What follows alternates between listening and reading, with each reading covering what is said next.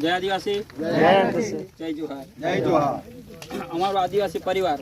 જ્યારે અમારા આદિવાસી પર મુશ્કેલીઓ આવે છે ત્યારે અમે હંમેશા સંગઠિત થઈએ છીએ અને આજે જ્યારે અમારા આદિવાસી પરિવાર પર સ્મશાન રૂપી એક જે મુશ્કેલી આવી છે, અમારા ગામમાંથી જે અમારી સ્મશાન ભૂમિને તોડી નાખવામાં આવી છે, એને નુકસાન પહોંચાડવામાં આવ્યું છે, ત્યારે અમે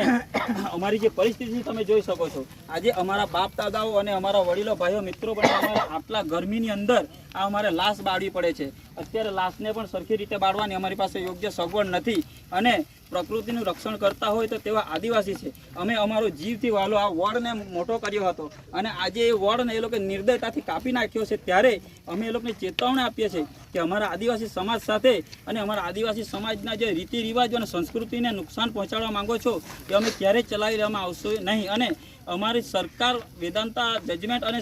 સુપ્રીમ કોર્ટ પણ કહે છે કે આદિવાસી